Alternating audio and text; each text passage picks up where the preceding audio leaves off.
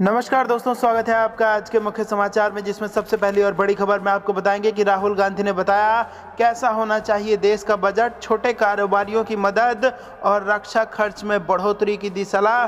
दूसरी बड़ी खबर में जिक्र होगा कि एनसीपी अध्यक्ष शरद पवार का नरेंद्र तोमर पर निशाना, बोले कृषि कानूनों के सही तथ्य नहीं पेश कर रहे हैं कृषि मंत्री। और तीसरी बड़ी खबर में आपको बताएंगे कि राजस्थान निकाय चुनाव परिणाम, निर्दलीयों ने बिगाड़ा भाजपा का खेल और भाजपा को डरा रहे हैं ये आंकड़े। दोस्तों, हर एक खबर की गहराई में आपको ले जाएंगे, लेकिन उससे पहले आप भी देश के किसानों के साथ खड़े हैं तो आप अभी इस वीडियो को लाइक कीजिए और इस लाल बटन को दबा के इस चैनल को फ्री में सब्सक्राइब करके घंटी बजाकर हमें कमेंट में बताइए कि इस साल का बजट आपको कैसा लगा।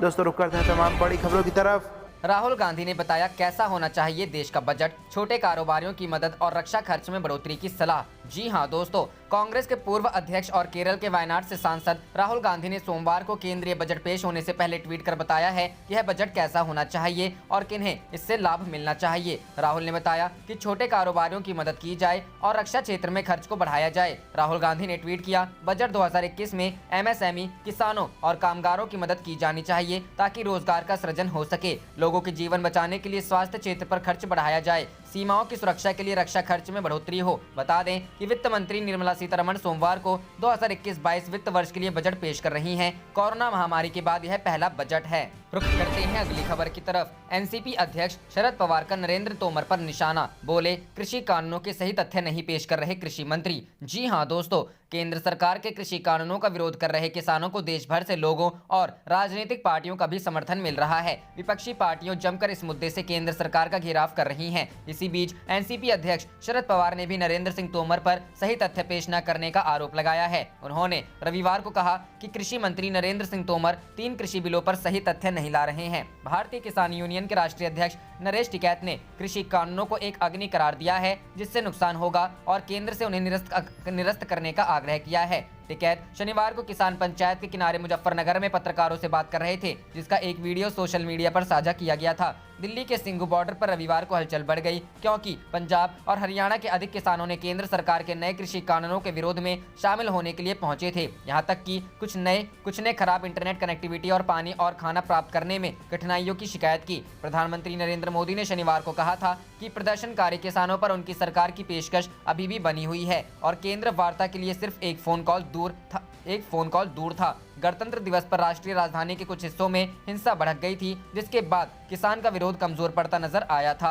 रुख करते हैं अगली खबर की तरफ। राजस्थान निकाय चुनाव परिणाम, निर्दलीयों ने बिगाड़ा खेल, बीजेपी को डरा रहे हैं आंकड़े। जी हां दोस्तों, नगरीय निकाय के नतीजों में कांग्रेस बीजेपी पर फिर भारी पड़ी है। कुल 3035 वार्डों में से बीजेपी के खाते में सिर्फ 1140 वार्ड आए हैं, जबकि कांग्रेस ने 1197 वार्डों में जीत हासिल की है। इन चुनावों में निर्दलीयों ने कांग्रेस के बजाय बीजेपी को जबरदस्त नुकसान पहुंचाया है। निर्दलीय 634 वार्डों में जीते हैं। चुनावों में बीजेपी के कई गढ़ ढह गए हैं, लेकिन उसने अजमेर नगर निगम और किशनगढ़ नगर परिषद जैसे बड़े नगर निकायों में शानदार जीत हासिल की है। निकाय चुनाव में पिछड़ी बीजेपी के प्रदेश अध्यक्ष सतीश पुनिया कह रहे हैं कि पार्टी आत्मचिंतन करेगी कि आखिर कमी कहां रह गई। हाल ही में हुए इन 90 निकायों में से बीजेपी पहले 60 पर काबिज थी, लेकिन इन निकायों के नतीजों में पार्टी पिछड़ गई है। शहरों में हमेशा आगे रहने वाली पार्टी के कई गढ़ या तो ढह गए हैं या फिर निर्दलियों ने खेल बिगाड़ दिया। कांग्रेस सत्ता में है, इसलिए स्वाभाविक है कि निर्दलियों का झुकाव भी उसकी तरफ ही रहेगा। यही चिंता पार्टी के प्रदेश अध्यक्ष सतीश पुनिया को परेशान करने के लिए काफी है। अब उनकी कोशिश निर्दलियों को साथ लेने की है।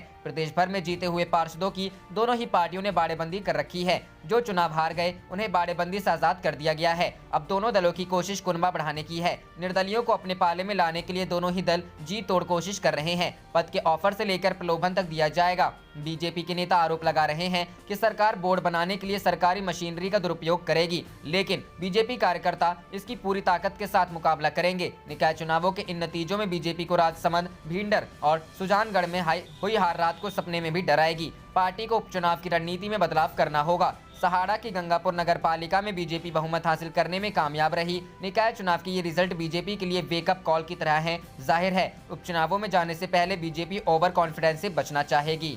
रुख करते हैं अगली खबर की तरफ। किसान नेताओं पर कार्रवाई से उठे सवाल, झंडा फहराने वाले कैसे बचे? जी हां दोस्तों, दिल्ली के लाल किला पर गणतंत्र दिवस के मौके पर झंडा फहराने वालों के खिलाफ अभी तक राष्ट्रीय सुरक्षा जांच एजेंसी ठोस कार्रवाई नहीं कर सकी है, जबकि किसान नेताओं के खिलाफ मुकदमे दर्ज हुए हैं। लाल किले पर उपद्रव करने वाले अब तक गिरफ्तार क्यों नहीं? ऐसे में सवाल उठने लगा है कि आखिरी झंडा फहराने वाली शिनाख्त कब होगी और साजिश का भांडा कैसे फूटेगा? विपक्ष की ओर से यह सवाल भी पूछा जा रहा है कि लाल किला पर कानून व्यवस्था को ध्वस्त करने वाले अब तक पुलिस के कब्जे में क्यों नहीं है? उन्हें दिल्ली से बाहर जाने का मौका कैसे मिला? किसान आंदोलन से जुड़े नेताओं पर पुलिस की ओर से मुकदमा दर्ज किए जाने और नोटिस की कार्रवाई के बाद अब सरकारी मशीनरी के कामकाज पर भी उंगली उठने लगी है। रविवार की सुबह लोगों को मालूम हुआ कि किसान आंदोलन की रिपोर्टिंग करने वाले पत्रकार को भी पुलिस पकड़कर ले गई है। दूसरी ओर गणतंत्र दिवस को लाल किले पर हुई घटना के अगले ही दिन दिल्ली पुलिस ने कई किसान नेताओं के खिलाफ मामला दर्ज कर लिया है, जिसमें राकेश टिकैत और उनके सहयोगी जगबीर सिंह ताड़ा, भोग सिंह मानसा, सुखपाल सिंह डाफर, ऋषिपाल अंबावता, प्रेम सिंह गहलोत, सुरजीत सिंह फूल, कृपाल सिंह नाथवाला, वीएम सिंह, सतपाल सिंह, मुकेश चंद्र, जोगिंदर सिंह, बलवीर सिंह राजेवाल, बूटा सिंह, योगेंद्र यादव, सतनाम पन्नू, सरवन सिंह, दर्शन पाल के नाम शामिल हैं। रुख करते हैं अगली खबर की तरफ। सरकार किसानों के लिए समर्पित, बजट में निर्मला की ये कहते ही हुआ हंगामा। जी हां दोस्तों, वित्त मंत्री निर्मला सीतारमण को संसद में विपक्ष के विरोध का भी सामना करना पड़ा। बजट पेश करने के दौरान वित्त मंत्री निर्मला सीतारमण ने जैसे ही कहा कि हमारी सरकार किसानों के कल्याण के प्रतिबद्ध है, वैसे ही विपक्षी दल के नेता लोकसभा में हंगामा करने लगे। विपक्ष के नेता नारेबाजी करने लगे और दिल्ली में धरना दे रहे किसानों की ओर सरकार का ध्यान दिलाते हुए हंगामा करने लगे। कृषि कानून वापस लो के नारे। विपक्षी सांसदों का हंगामा देखते हुए वित्त मंत्री को कुछ मिनट तक अपना भाषण भी रोकना पड़ा। इस दौरान विपक्षी दलों के नेता कृषि कानून वापस लो के नारे लगा रहे थे। एमएसपी पर खरीद की प्रक्रिया जारी रहेगी। वित्त मंत्री निर्मला सीतारमण ने कहा कि न्यूनतम समर्थन मूल्य पर किसानों के उत्पाद की प्रक्रिया जारी रहेगी। वित्त मंत्री ने कहा कि साल 2020-21 में किसानों से 1.72 लाख करोड़ रुपए का धान खरीदा गया। रुख करते हैं अगली खबर की तरफ। राकेश टिकैत का ऐलान, पहले हमारे लोगों को रिहा करें, फिर होगी बातचीत। जी हां दोस्तों, भारतीय किसान यूनियन के राष्ट्रीय प्रवक्ता राकेश टिकैत का इमोशनल वीडियो वायरल होने के बाद किसान आंदोलन वापस जोर पकड़ने लगा है। एक बार फिर बड़ी संख्या में किसान दिल्ली की सीमाओं पर जमा हो गए हैं और कृषि कानूनों के खिलाफ प्रदर्शन कर रहे हैं। इसी बीच रविवार को सामने आया राकेश टिकैत का नया बयान सुर्खियां बटोर रहा है। पहले किसानों की रिहाई, फिर होगी बातचीत। टिकैत ने कहा, यह आंदोलन महाभारत की तरह है, इसमें किसानों की जीत होगी, किसान अपनी पगड़ी नीचे नहीं आएगी। सरकार भले ही बातचीत की बात कह रही है, लेकिन जब तक हमारे जेल में बंद लोगों रिहा नहीं होते, ये बातचीत नहीं होगी। हम प्रधानमंत्री नरेंद्र मोदी की पहल का समर्थन करते हैं। हम पीएम मोदी की बातों का मान और किसान की पगड़ी का भी सम्मान रखना चाहते हैं। बातचीत जरूर होगी, लेकिन किसानों भाइयों की रिहाइयों के बाद। रुख करते हैं अगली खबर की तरफ। केजरीवाल के वीडियो के साथ छेड़छाड़ मामले में बढ़ सकती है भाजपा के पात्रा की मुश्किलें। जी हां दोस्तों, आप नेता एवं दिल्ली के उप मुख्यमंत्री मनीष सिसोदिया ने रविवार को कहा कि मुख्यमंत्री अरविंद केजरीवाल का कथित तौर पर छेड़छाड़ किया हुआ वीडियो सोशल मीडिया पर डालने को लेकर भाजपा के विरुद्ध उनकी पार्टी कानूनी कार्रवाई करेगी।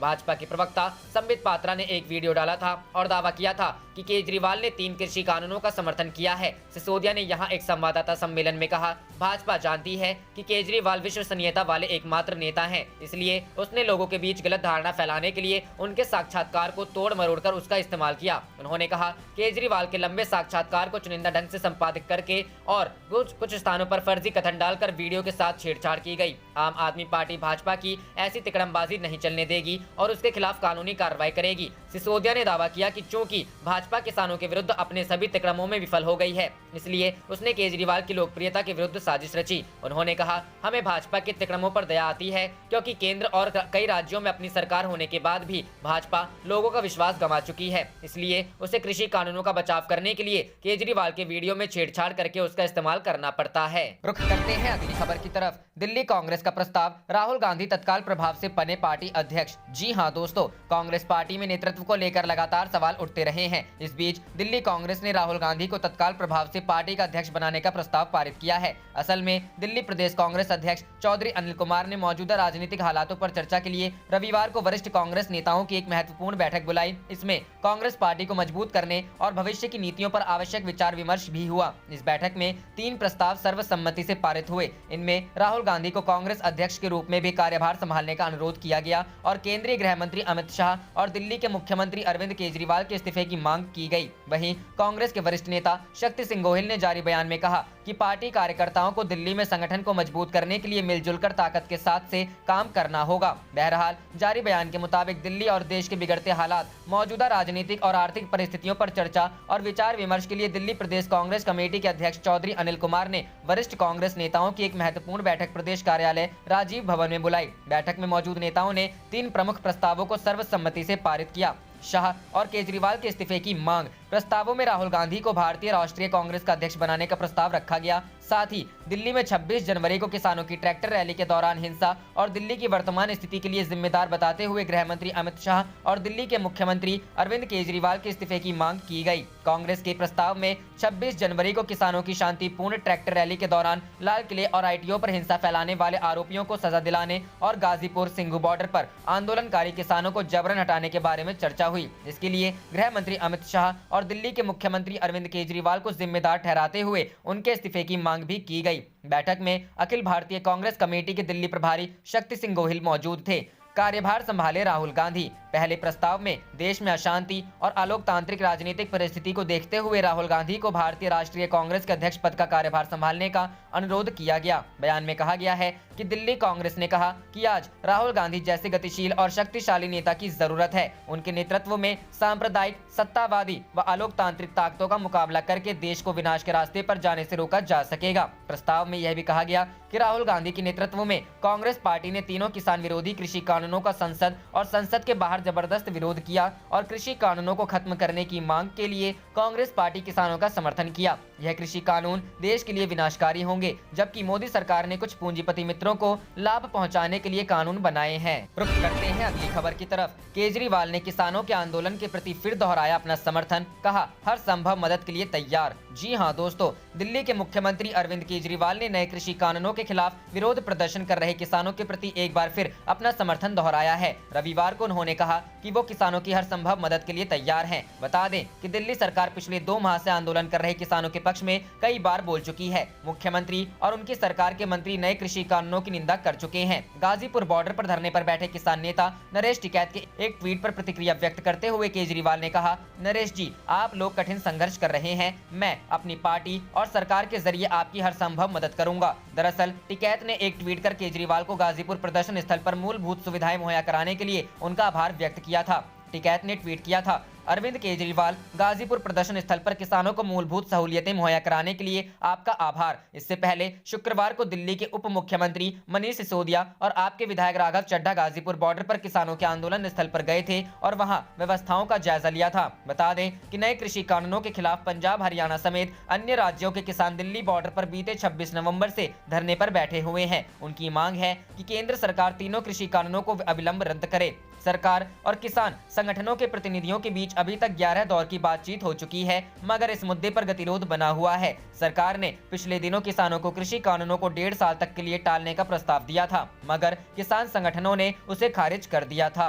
रुख करते हैं अगली खबर की तरफ। आज बजट समेत होने वाले हैं ये 5 बड़े बदलाव, आप पर भी पड़ेगा असर। जी हां दोस्तों, वित्त मंत्री निर्मला सीतारमण कल संसद में बजट पेश करेंगी। इसके अलावा भी 1 फरवरी से कई बड़े बदलाव होने वाले हैं जो आम आदमी से जुड़े हैं और इसका असर आप पर भी पड़ सकता है। एक बदलाव बैंकिंग से जुड़ा है, कुछ बदलाव ऐसे भी हैं जो सीधे आपकी जेब पर असर डालेंगे। आइए जानते हैं कि 1 फरवरी से क्या क्या बदल रहा है। 1 फरवरी को वित्त मंत्री निर्मला सीतारमण वित्त वर्ष 2021-22 के लिए आम बजट पेश करेंगी। भारतीय बजट इतिहास में ऐसा पहली बार होगा जब पेपरलेस बजट पेश होगा। कोरोना संकट की वजह से सरकार ने पेपरलेस बजट पेश करने का फैसला लिया है। आम आदमी से लेकर उद्योग जगत तक इस बजट से राहत की उम्मीद कर रहा है। सरकार भी हेल्थ, कृषि और रोजगार के जुड़े बड़े ऐलान कर सकती है। पीएनबी एटीएम से पैसे निकालने के बदलेंगे नियम। सरकारी बैंक पंजाब नेशनल बैंक ने धोखाधड़ी पर लगाम लगाने के लिए 1 फरवरी बड़ा कदम उठाने जा रहा है। बैंक के मुताबिक 1 फरवरी से पीएनबी ग्राहक नॉन ईएमवी एटीएम मशीनों से ट्रांजैक्शन नहीं कर पाएंगे,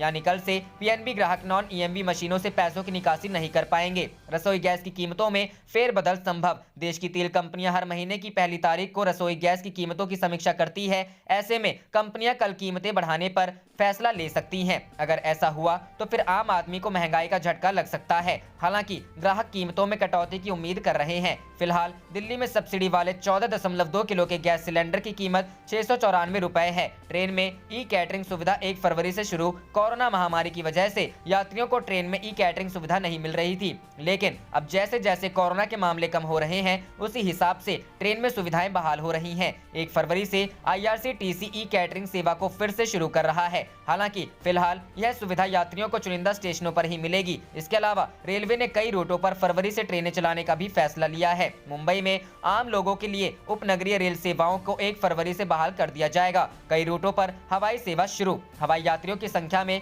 धीरे धीरे बढ़ोतरी देखने को मिल रही है। एयर इंडिया और इसकी low cost subsidiary air India express ने नई घरेलू और अंतर्राष्ट्रीय उड़ानों का ऐलान किया है। एयर इंडिया एक्सप्रेस ने फरवरी से 27 मार्च 2021 के दौरान त्रिची और सिंगापुर के बीच रोजाना फ्लाइट शुरू करेगी। रुख करते हैं अगली खबर की तरफ। दिल्ली हिंसा के बाद 400 से अधिक किसान लापता, मुद्दा गरमाया। जी हां दोस्तों, किसान परेड के दौरान 26 जनवरी को लाल किला और दिल्ली के विभिन्न इलाकों में हिंसा के दौरान किसानों के लापता होने का मामला पंजाब में सियासी तौर पर गरमाने लगा है। सूबे के किसान संगठनों और धार्मिक संगठनों ने 400 से अधिक किसानों व नौजवानों के लापता होने का आरोप लगाया है और इस संबंध में दिल्ली पुलिस पर उंगली उठाई जा रही है। पंजाब से जुड़े कई किसान संगठनों और धार्मिक संगठनों ने आरोप लगाया है कि दिल्ली हिंसा के दौरान 400 से ज्यादा युवा और बुजुर्ग किसान लापता हैं। अमृतसर के खालड़ा मिशन ने आरोप लगाया है कि गायब हुए सभी लोग दिल्ली पुलिस की अवैध हिरासत में हैं। मिशन ने इस मामले में सोमवार को हाईकोर्ट का दरवाजा खटखटाने का फैसला किया है। पंजाब के मानवाधिकार संगठन के जांच अधिकारी सरबजीत सिंह वेरका ने दिल्ली पुलिस पर सवाल उठाते हुए कहा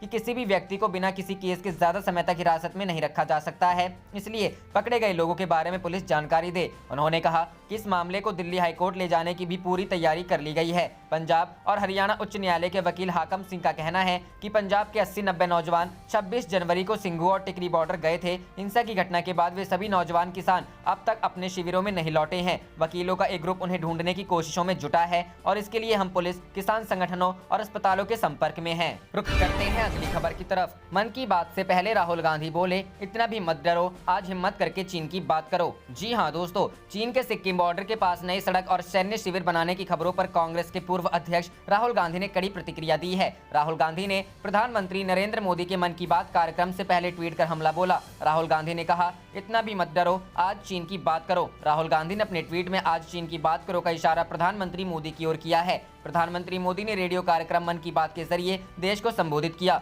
राहुल गांधी का इशारा पीएम मोदी के मन की बात कार्यक्रम की ओर ही था कि आज पीएम मोदी चीन की बात करें, डरे नहीं। रुख करते हैं अगली खबर की तरफ। हरियाणा में इंटरनेट बैन के जवाब में खापों ने गांव-गांव में लगाए लाउडस्पीकर। जी हां दोस्तों, गणतंत्र दिवस के मौके पर दिल्ली में किसानों की ट्रैक्टर रैली के दौरान हुई हिंसक घटनाओं के बाद किसान आंदोलन और गंभीर हो चला है। दिल्ली से लेकर देश के कई राज्यों में इसको लेकर प्रतिक्रियाएं आई। खासकर सोशल मीडिया यूजर्स किसान आंदोलन के पक्ष या विपक्ष में टिप्पणी करते दिखे। इसके मद्देनजर एक तरफ दिल्ली के विभिन्न बॉर्डर्स पर जहां बिजली पानी कनेक्शन बंद करने की खबरें आई, वहीं हरियाणा में भी सरकार ने 17 जिलों में इंटरनेट सेवाओं पर रोक लगा दी। शांति व्यवस्था कायम रखने के लिए सरकार ने इंटरनेट बैन लागू किया, लेकिन हरियाणा की खाप पंचायतों ने इसका तोड़ ढूंढ निकाला। हरियाणा के विभिन्न खाप पंचायतों ने सरकार के इस फैसले के बाद इन सभी 17 जिलों के किसानों तक अपनी बात पहुंचाने के लिए लाउड स्पीकर का इस्तेमाल करने का फैसला किया। अंग्रेजी अखबार इंडियन एक्सप्रेस की रिपोर्ट के मुताबिक जिंद जिले की 17 खाप पंचायतों के प्रधानों ने कृषि कानूनों पर अपनी बात किसानों तक पहुंचाने के लिए लाउड स्पीकर लगवाए हैं। इसके जरिए किसान नेता जिले के 306 गाँव तक आसानी से अपनी बात पहुँचा सकते हैं। ये लाउड स्पीकर इन गाँव के मंदिरों पर लगाए गए हैं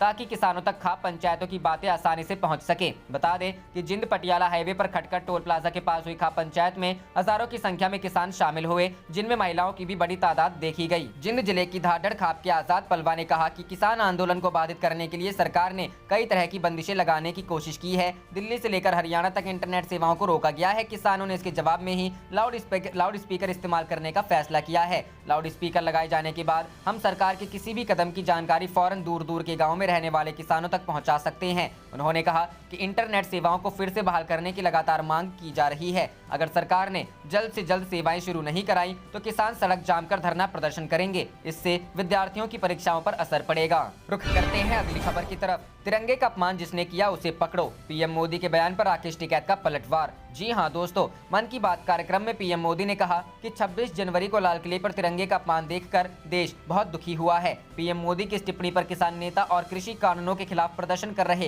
राकेश टिकैत ने प्रतिक्रिया दी है। टिकैत ने कहा है कि क्या तिरंगा सिर्फ प्रधानमंत्री का है। राकेश टिकैत ने कहा कि सारा देश तिरंगे से प्यार करता है, जिसने तिरंगे का अपमान किया है उसको पकड़ा जाए। सरकार और किसानों के बीच कृषि कानूनों पर बातचीत फिर से शुरू करने पर राकेश टिकैत ने कहा कि बंदूक की नोक पर बातचीत नहीं होगी। तिरंगे के अपमान से देश दुखी। पीएम बता दें कि रविवार को मन की बात कार्यक्रम में पीएम मोदी ने कहा था कि इस महीने 26 जनवरी को लाल किले पर तिरंगे का अपमान देख देश बहुत दुखी हुआ। 26 जनवरी को किसानों के ट्रैक्टर आंदोलन के दौरान कुछ उपद्रवियों ने लाल किले पर उस स्थान पर निशान साहिब का झंडा फहरा दिया था जहां प्रधानमंत्री हर साल स्वतंत्रता दिवस पर झंडा फहराते हैं। इसके जवाब में किसान नेता राकेश टिकैत ने कहा कि तिरंगा सिर्फ प्रधानमंत्री का है क्या? सारा देश तिरंगे से प्यार करता है, जिसने तिरंगे का अपमान किया है उसको पुलिस पकड़े। बंदूक की नोक पर बातचीत नहीं होगी। राकेश टिकैत ने कहा कि हम देश के प्रधानमंत्री का सम्मान करते हुए इस मुद्दे का समाधान चाहते हैं, लेकिन उन्होंने यह भी कहा कि बंदूक की नोक पर बातचीत नहीं होगी, प्रेशर डाल के बातचीत नहीं होगी। हम बातचीत करेंगे लेकिन सरकार कंडीशन रखकर बात ना करें। आप देख रहे थे आपका अपना चैनल जय हिंद जय भारत।